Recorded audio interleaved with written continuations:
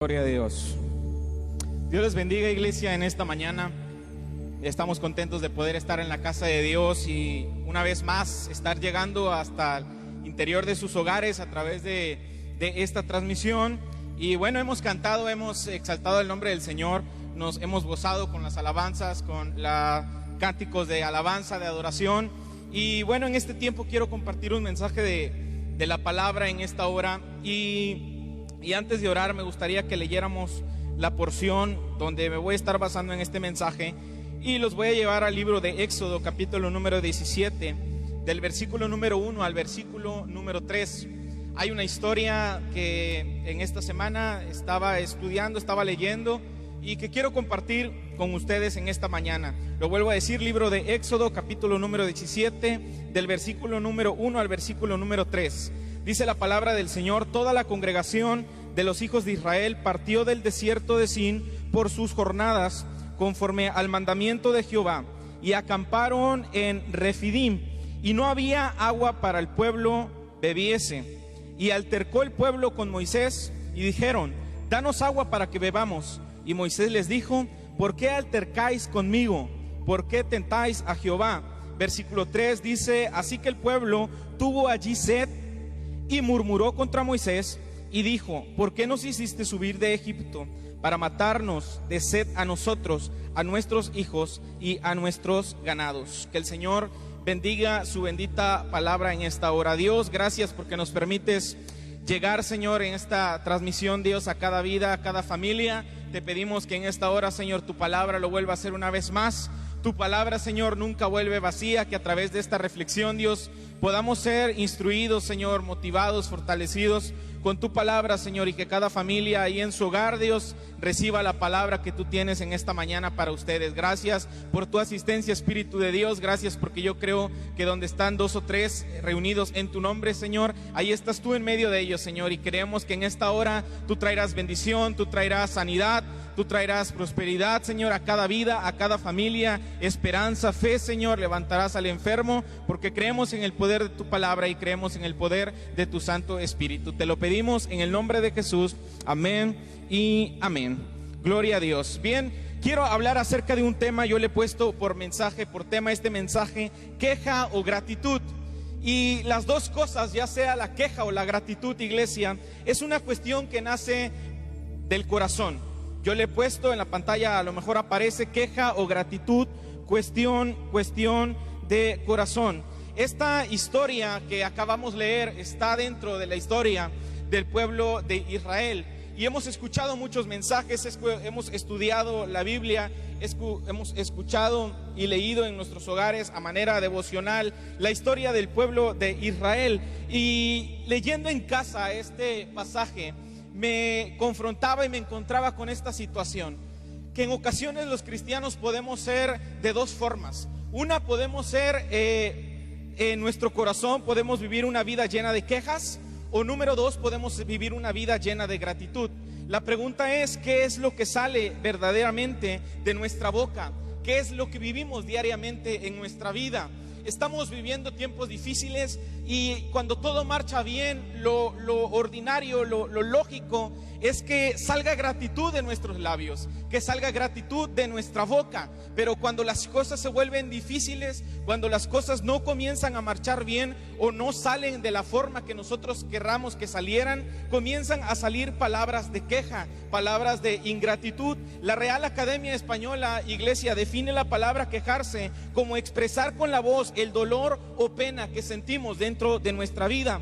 Ahora, otra manera de describirla es decir que la queja expresa el descontento por medio de palabras. Me gusta mucho esta frase, me gusta mucho esta definición, porque dice que quejarse expresa el descontento. O sea, no hay contentamiento, no hay gozo, no hay alegría, no hay gratitud. Hay una condición de descontento que es expresada por medio de palabras. Pero para el cristiano, iglesia, la palabra, la definición es un poco más seria y toma otra dimensión. En el ámbito cristiano, iglesia, quejarse es una demostración de descontento hacia Dios.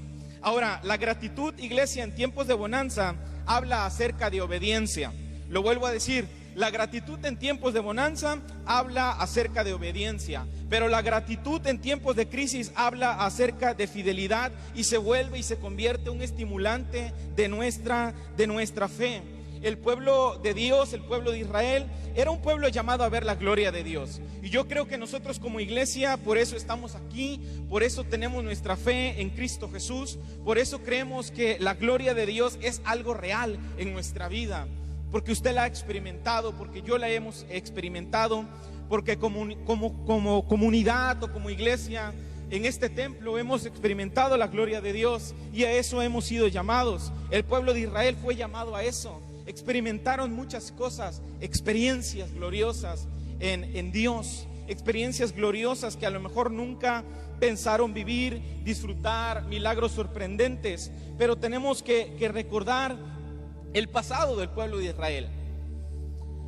Capítulos más adelante, libros más adelante, podemos ver la prosperidad del pueblo de Israel, pero en estos libros, iglesia, capítulos más atrás, el contexto, podemos recordar que el pueblo del Señor, el pueblo de Israel, estaba pasando un tiempo de esclavitud a manos de los egipcios. Y una de las cosas que quiero resaltar en esta mañana bajo este tema es que en Egipto las quejas eran normales, en Dios ya no. Lo vuelvo a decir, queja o gratitud es una cuestión del corazón. Pero si algo necesitamos entender esta mañana, y lo primero que quiero enseñar esta mañana, es que en Egipto, iglesia, las quejas son normales, pero en Dios no son tan normales. En Dios son diferentes. Miren, la cuestión es esta: cuando el pueblo de Israel estaba en Egipto, estaban bajo el yugo de los egipcios. Podríamos decir que tenían razón en quejarse. No estaban viviendo una vida como ellos quisieran vivirla. Había una situación en Egipto que era insoportable. Y no era solamente que estaba en el yugo de la esclavitud por mano de los egipcios, sino que también había una dureza extrema en contra de ellos. Estaban pasando momentos difíciles. Los egipcios, iglesia, obligaban a los israelitas a trabajar con crueldad. Estos hombres, los que vivían ahí, el pueblo de Israel, les causaron amargura. Vivían una vida dura, difícil en el sentido de la crueldad. Eran considerados como la servidumbre en medio del pueblo.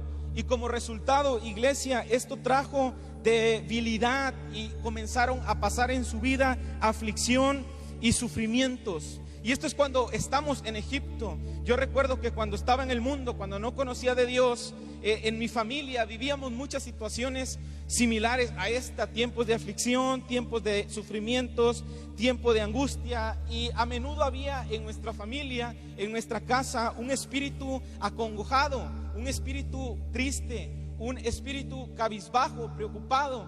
En mi vida personal había un espíritu de tristeza por todo mi contexto pasado de lo que había vivido en mi familia. Y esto es lo que estaba atravesando el pueblo de Israel. Y en su vida, a lo mejor en algún momento, cuando también estaba en Egipto, que habla acerca de cuando estábamos en el mundo, a lo mejor no había tantos propósitos, a lo mejor no había tantas alegrías en nuestra existencia humana. A lo mejor había aflicción por la dureza de la opresión, de los problemas, de las circunstancias que vivíamos en aquella vida, en aquella antigua vida. Y hoy podemos ver en el mundo, hoy podemos ver a las personas que no han tenido un encuentro con Cristo. Hoy podemos ver el panorama a nivel mundial o a nivel estatal, o por qué no a nivel ciudad, que el mundo, iglesia, constantemente vive en queja. Hoy el mundo está en queja porque está cansado, está preocupado, están en una posición de estrés, de depresión, de ansiedad.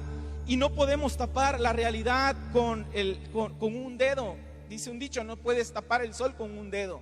La realidad existencial es que humanamente en este tiempo nuestra sociedad está pasando momentos difíciles. Y la situación del mundo es esta: hay queja porque estamos cansados, no hay trabajo, no hay economía, hay mucha enfermedad, hay mucha delincuencia. Nuestros gobernantes se están peleando, están buscando problemas en vez de soluciones. Y trae quejas en la sociedad. Y en ocasiones, iglesia, estas quejas pueden ser parte de nuestra vida. Y saben, en ocasiones no es malo quejarse. El problema es cuando hacemos de la queja un hábito día a día a nuestra vida. yo no sé si usted ha visto personas, yo he visto muchas, que en ocasiones hay un solazo y dicen: ¡y! Hoy hace mucho calor, Dios, mándanos lluvia. Pasan 2 días y se viene una gran lluvia y está lloviendo, no puedo salir, no puedo lavar. Se viene el frío, mándanos frío, Señor. Se viene el frío y hace mucho frío. Personas que si hace frío no están contentas, si hace lluvia no están contentas, si hace frío no están contentas. De tal forma que siempre viven una queja continua en su vida, que no pueden disfrutar las bendiciones que Dios les está otorgando. Y lo diario, lo que se vive día a día es esto, un mundo lleno de queja. Ahora tengo que decir que en Egipto, iglesia, la queja es común, pero en Dios la queja no puede ser algo común.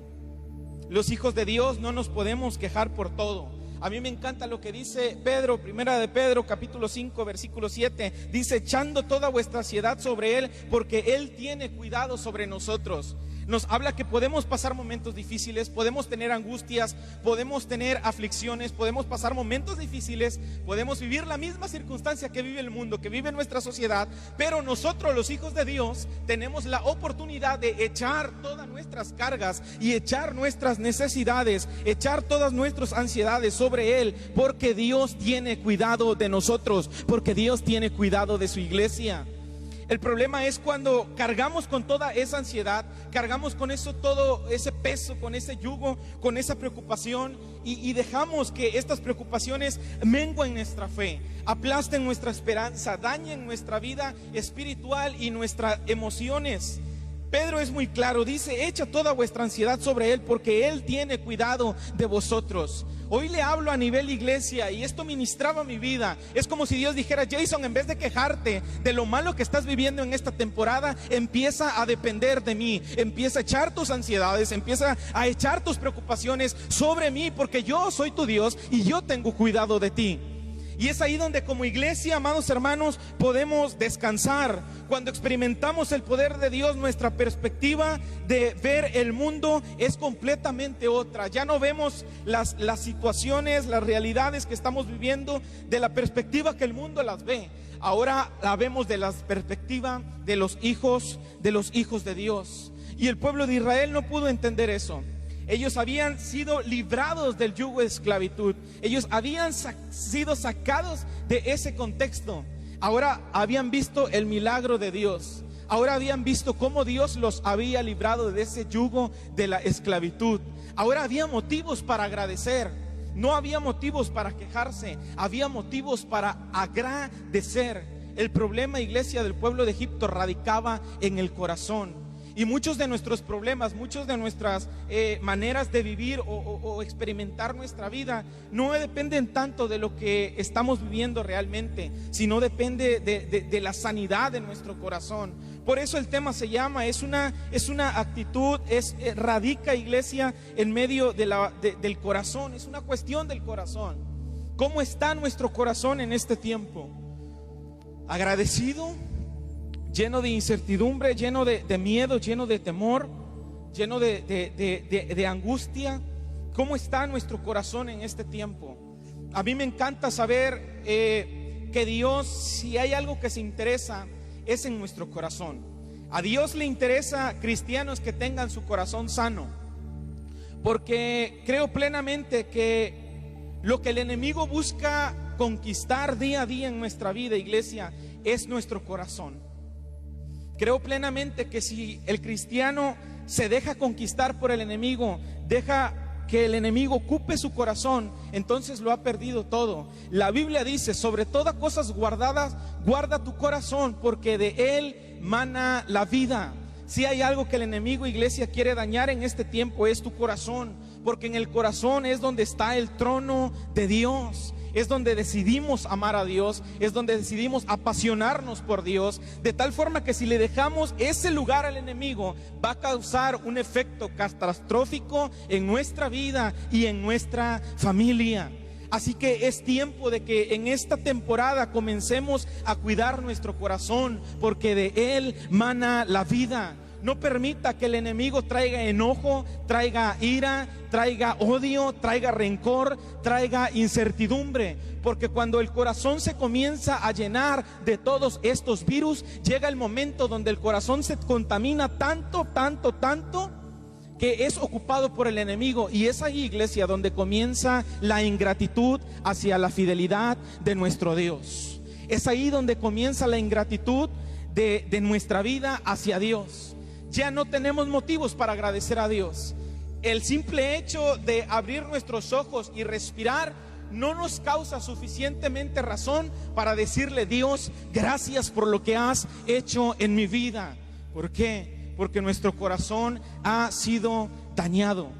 Pero cuando hay un corazón sano, iglesia, puede haber una vida que no tenga trabajo, pero sabrá decirle: gracias, Dios, porque tengo vida. Puede haber una persona que no tiene un vehículo para moverse, pero habrá un corazón que sabrá decirle: gracias, Dios, porque tengo pies. Habrá una persona que pueda decirle: Dios, ayúdame, Dios, porque tengo enfermedad. Pero habrá un corazón, iglesia, sano, que sabrá decirle: pero gracias, Dios, porque en medio de mi enfermedad tengo una esperanza de sanidad y de vida eterna. Cuando hay un corazón agradecido, cuando hay un corazón sano, iglesia, hay una actitud de gratitud. Pero cuando hay un corazón que ha sido dañado, que ha sido corrompido, atacado por estos virus que humanamente estamos muy susceptibles a recibir, hay un corazón lleno de queja, hay una actitud lleno de queja. Y es que, iglesia, en Egipto es normal quejarse, pero en Dios no. Porque en Dios tenemos vida, en Dios tenemos esperanza. Nuevas son sus misericordias cada mañana. Hay un dolor profundo que causa misericordia, que causa en Dios el favor hacia nosotros como su iglesia. Y esas simples razones, iglesia, son sumamente básicas para decirle: Dios, gracias por lo que estás haciendo en mi vida. El pueblo de Israel se le olvidó cuál era su condición y se le olvidó de dónde Dios los había sacado y ahora dónde estaban. Lo que Dios estaba haciendo en ellos era algo increíble, era algo glorioso, pero ellos no se daban cuenta porque su corazón había sido dañado. En el pueblo de Israel, lo principal, el trono de su corazón, amada iglesia, no estaba 100% Dios. Estaban puestas en cosas externas y no en lo principal, que es el amor a Dios. Lo segundo que quiero resaltar, iglesia, es que en Dios siempre existen más motivos para ser agradecidos.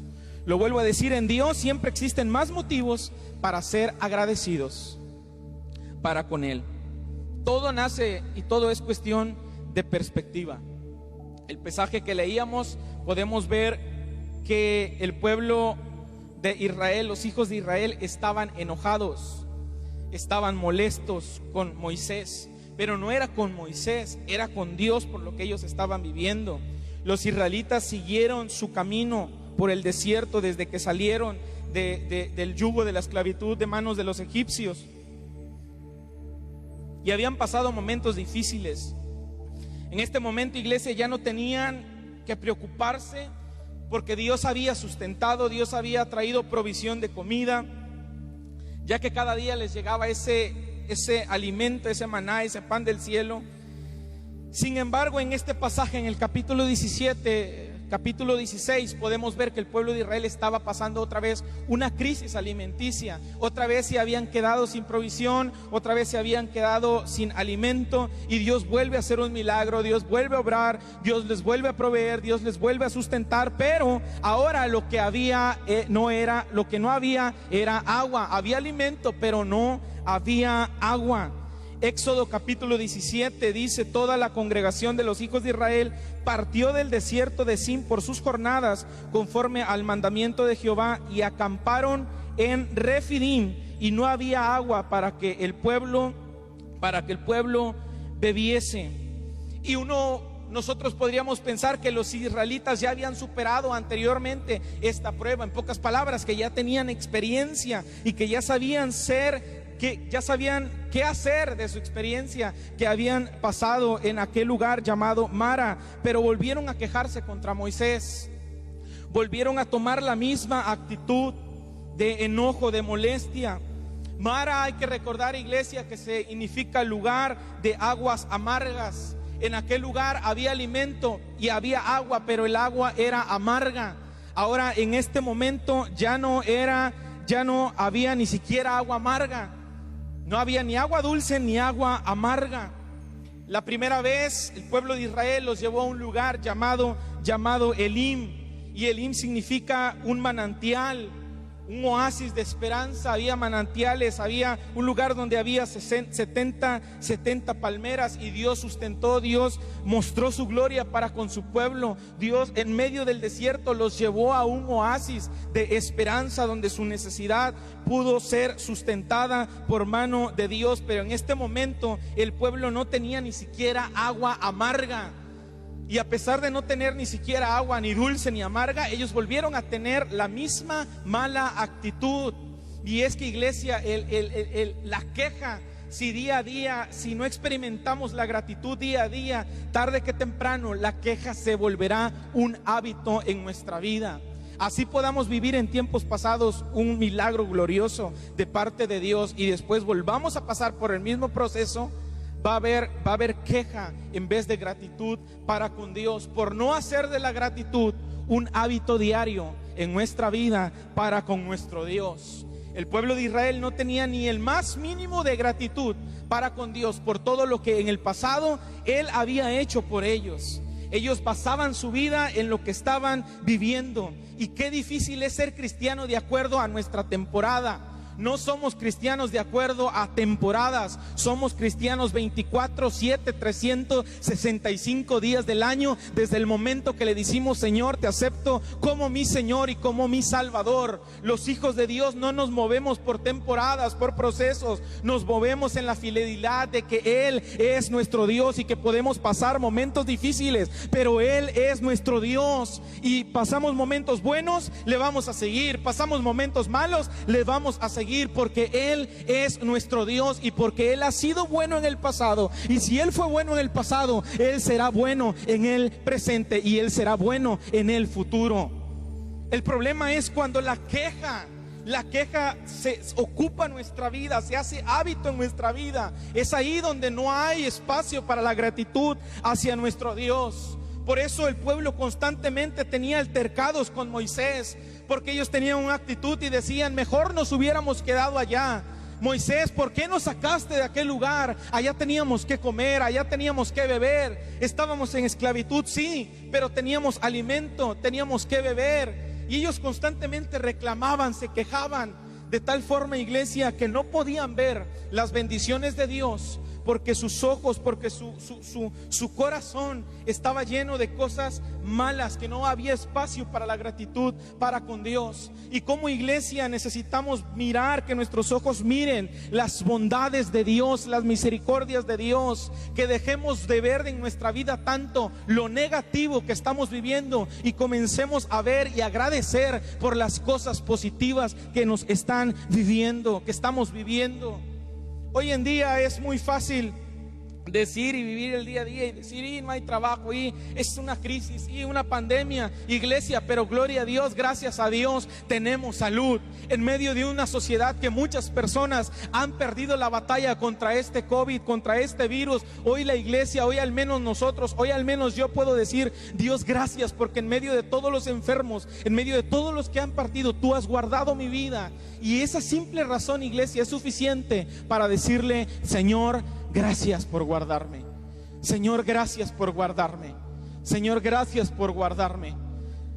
Hay veces que en nuestra vida anhelamos poder ir a un restaurante, poder ir a grandes lugares, y a lo mejor en este momento no hay la facilidad de hacerlo, pero hay un plato de comida, hay un plato en la mesa. Tal vez es sencillo, tal vez es muy básico, pero tenemos que comer, tenemos que beber en medio de un mundo que se está muriendo. Y ese simple hecho, esa simple razón, iglesia, basta para decirle: Dios, gracias. En ocasiones, iglesia, el pueblo de Israel no solamente fue una queja, sino que a veces altercaba con Moisés. En hebreo se usa una palabra que significa rib, que puede traducirse como forcejeo, como lucha, como enfrentamiento, como disputa, como riña. Y en ocasiones, cuando hay quejas en nuestra vida, la queja nos lleva a esto para con Dios. Nos queja no nos lleva solamente a quejarnos, sino a entrar en una riña. Dios, ¿por qué? En un enfrentamiento. Dios, tú dijiste que eras Dios, tú dijiste que tú me sanarías, tú dijiste que tú eras mi proveedor. ¿Dónde estás, Dios? Y comienza una riña espiritual con Dios y nosotros. Empezamos a luchar con Dios. Iglesia, no podemos luchar con Dios porque Dios es Dios y a Dios nadie le puede ganar. Absolutamente nadie le puede ganar. Y el pueblo de Israel constantemente luchaba con Moisés, pero no luchaba con Moisés. Moisés era solamente una voz que venía de parte de Dios. Era la voz en esa tierra, era el líder en esa tierra, y luchaban directamente con Dios. Los ánimos estaban críticos en ese momento, tanto que Moisés, iglesia, temió por su vida. Éxodo 17, versículo 4 dice: entonces clamó Moisés a Jehová diciendo: ¿qué haré con este pueblo? La actitud de la figura pastoral, del líder que los dirigía, estaba cansado, estaba preocupado y decía: Dios, ¿qué haré con este pueblo? ¿Qué haré? De aquí a un poco me apedrearán, de aquí a un poco me quitarán la vida. Esto nos habla, iglesia, del nivel espiritual que tenía en ese momento el pueblo de Israel. Era muy bajo, estaban llenos de orgullo, estaban llenos de incredulidad, estaban llenos de apatía y constantemente se estaban quejando. Moisés, iglesia, no solamente estaba preocupado por lo que el pueblo podía hacerle a él, sino también de la reacción de Dios. Éxodo capítulo 17, versículo 2, Moisés dice algo muy claro, le dice: ¿por qué tentáis a Dios? Le pregunta al pueblo: ¿por qué tentan a Dios? ¿Por qué tentáis a Dios? Y amada iglesia, nosotros no podemos tentar a Dios, no podemos negociar con Dios. Dios es Dios y Dios sabe lo que hace. Dios es el rey y Él es soberano y Él sabe lo que hace. ¿Cuál era la causa de la pelea contra Moisés? La razón era, iglesia, porque la nube se había detenido en Refidim, un lugar árido y desértico. La provisión de agua que llevaba estaba escaseando. La preocupación de los israelitas era comprensible, pero no era justificable su actitud. No era justificable lo que estaban viviendo. El pueblo había sido testigo de milagros que Dios había hecho en Egipto, en el Mar Rojo, en Mara y aún en el desierto con el maná. Y todavía ellos dudaban acerca del poder de Dios. Amada iglesia, que en nuestra realidad que estamos viviendo, que lo que estemos viviendo en su vida, en su casa, en su matrimonio, hay cosas que no sabemos, que incluso los pastores no saben, que son muy privadas de cada familia, pero que esas situaciones, esas adversidades, iglesia, no los lleven a dudar de nuestro Dios, no los lleven a dudar acerca del poder, de la fidelidad, de la gracia y de la misericordia de Dios. Dios sigue sentado en el trono, Dios sigue siendo Dios inmutable, Dios sigue siendo un Dios lleno de amor, de gracia y de misericordia. Y aunque la respuesta tal vez tardara, iglesia, hay que esperarla, porque tarde que temprano, de seguro, la respuesta de Dios llegará. El cambio de Dios llegará a su vida. En ese momento Dios estaba haciendo algo con el pueblo de Israel, y es que Dios estaba probando el corazón de los israelitas. Dios estaba probando el corazón de los israelitas. Y cuando lo probó, iglesia, salió el resultado de una falta de fe y de ingratitud acerca del pueblo para con Dios. Creo que esta pandemia, iglesia, Dios está probando nuestros corazones. En esta pandemia, en medio de esta dificultad, de estas adversidades que estamos viviendo, Dios está probando nuestros corazones. Dios está probando nuestra vida. Dios está viendo nuestra fidelidad para con Él. Dios estaba en ese momento probando los corazones de los israelitas. Deuteronomio capítulo 8, versículo 2 nos habla acerca de esto. Dios le dijo al pueblo: y te acordarás de todo el camino de donde te he traído, Jehová tu Dios, estos 40 años en el desierto, para afligirte, para probarte, para saber lo que había en tu corazón, si habías de guardar o no sus mandamientos. Una simple prueba en el corazón para el pueblo de Dios de parte de su Señor. A mí me encanta leer todo el capítulo 8 del libro de Deuteronomio. Lo invito a que lo lea en su casa. Pero Dios les habla acerca de todo lo que habían hecho, de todo, cómo los había cambiado, cómo los había transformado. Y era solamente una prueba, iglesia, en el pueblo del Señor.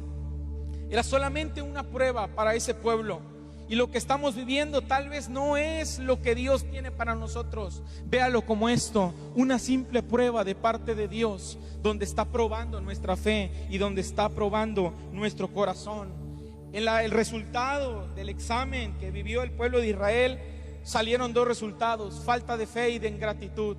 Que en Iglesia Oreb, cuando Dios nos examine, cuando Dios mida nuestros corazones, cuando Dios nos pase por ese examen, seamos una iglesia que ha fortalecido su fe en medio de esta temporada, y que ha sido una iglesia que ha aumentado su gratitud para con Dios, aún en medio de las peores circunstancias.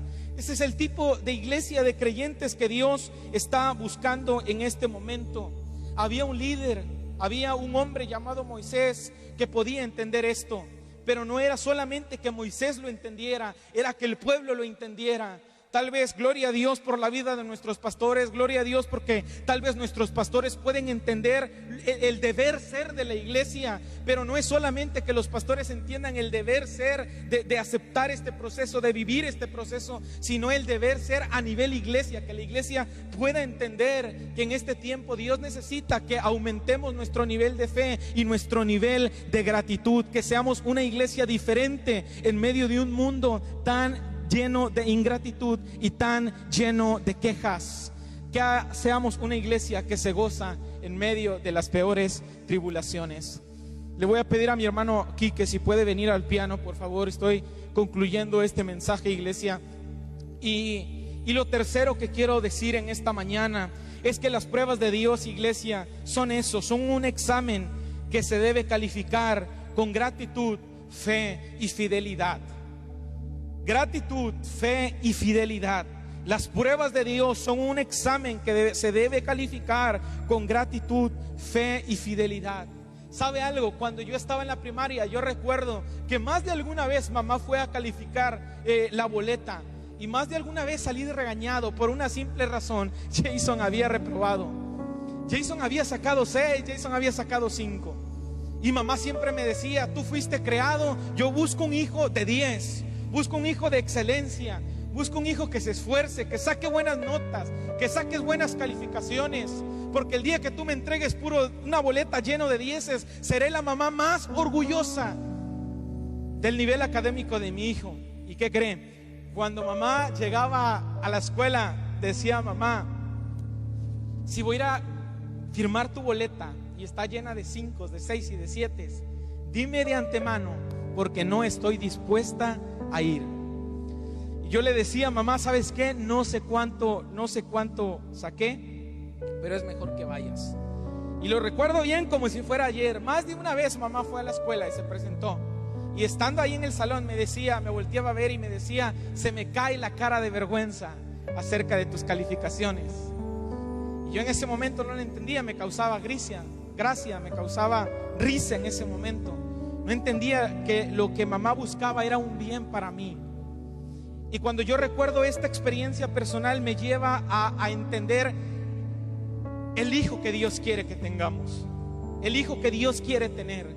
Dios no quiere tener un creyente de 5, de 6 o de 7 en nivel de fe. Dios quiere tener hijos de fe a nivel de una calificación de 10. Que cuando Él se presente, que cuando el enemigo llegue y le diga: Dios, mira, he traído una prueba a este matrimonio, Dios esté contento y orgulloso de decir: no importa, esta familia, este matrimonio es familia de un nivel de 10 de fe.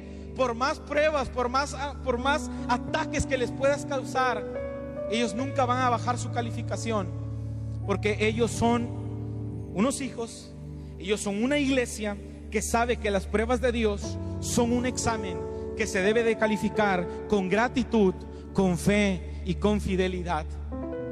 Yo era de 6, de 7. La pregunta es: ¿qué vamos a hacer nosotros, iglesia, delante de Dios? ¿Creyentes de 6, de 7 o creyentes de 10, de 9?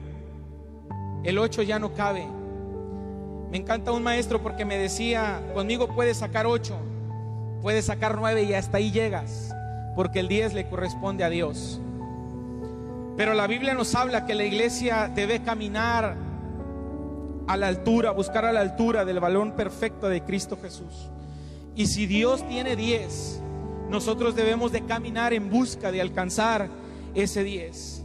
Éxodo capítulo 17 versículo 3 dice que el pueblo tuvo allí sed de agua y murmuraron contra Moisés y dijo: ¿por qué nos hiciste subir de Egipto para matarnos de sed a nosotros y a nuestros hijos y a nuestros ganados?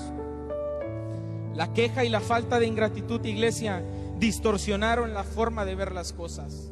Y esto es lo que sucede cuando hay queja y cuando hay ingratitud en nuestra vida. Distorsiona la forma de ver las cosas y produce 3 cosas: no produce fe, no produce fidelidad, no produce gratitud, produce negativismo, produce desesperanza y produce duda. En tu hogar, en tu familia, ¿qué hay en esta temporada? ¿Hay negativismo? ¿Hay desesperanza? ¿Hay duda? ¿O hay gratitud? ¿Hay fe? ¿Y hay fidelidad? El pueblo erró por distorsionar la forma de ver las cosas de parte de Dios. A causa de la riña de Israel contra Dios, le pusieron nombre correspondiente a ese lugar.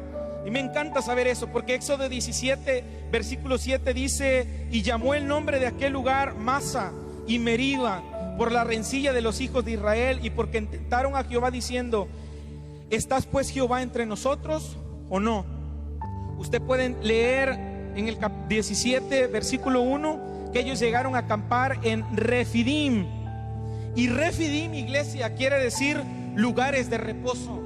Dios los había llevado a un buen lugar. Ellos no lo entendieron, estaban en un lugar de reposo donde podían tomar fuerzas y donde sin duda verían una vez más la provisión, la gloria de Dios sustentando sus necesidades. Estaban ahí en Refidim.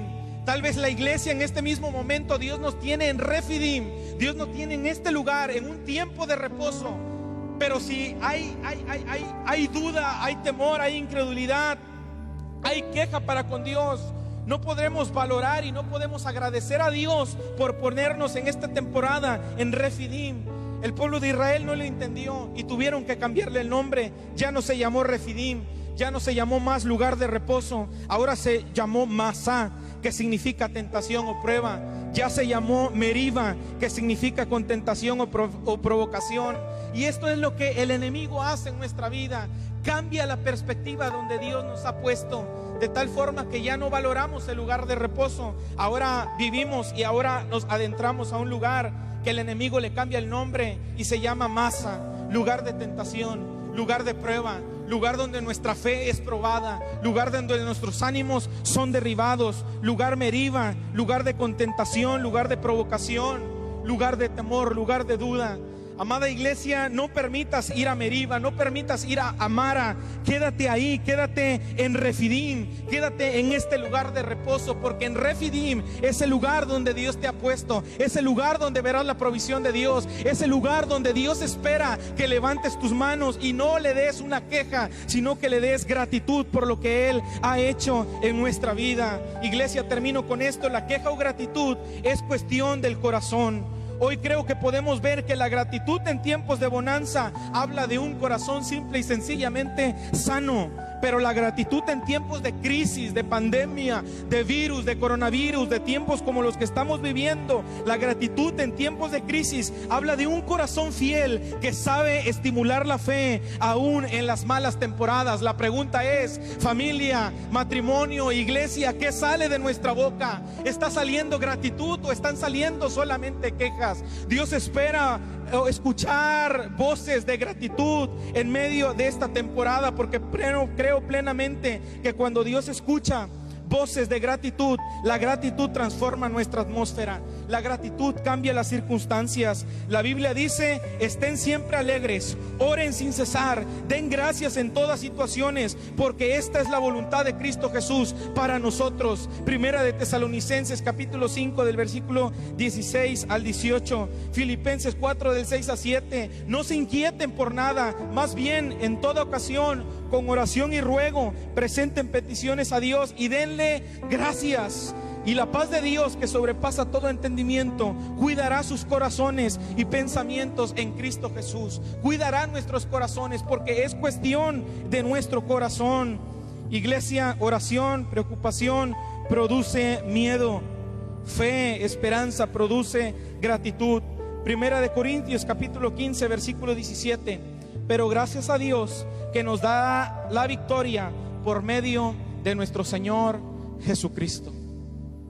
Pero gracias a Dios que nos da la victoria por medio de nuestro Señor Jesucristo. ¿Qué está saliendo de nuestro corazón en esta hora? ¿Queja o gratitud? ¿Qué está saliendo de tus labios? Te invito, mientras pasa el grupo de alabanza y cantamos y adoramos a nuestro Dios, reflexiona con tu esposo, reflexiona con tu esposa, con tus hijos. Meditemos la situación y preguntémonos qué nos está saliendo de nuestra boca, qué está saliendo de nuestros labios, qué está saliendo. Sabe que el mundo ha parado, el mundo se ha quedado estático, y por la cuestión de que el mundo se ha quedado estático, solamente hay queja, y ha dejado de fluir la gratitud.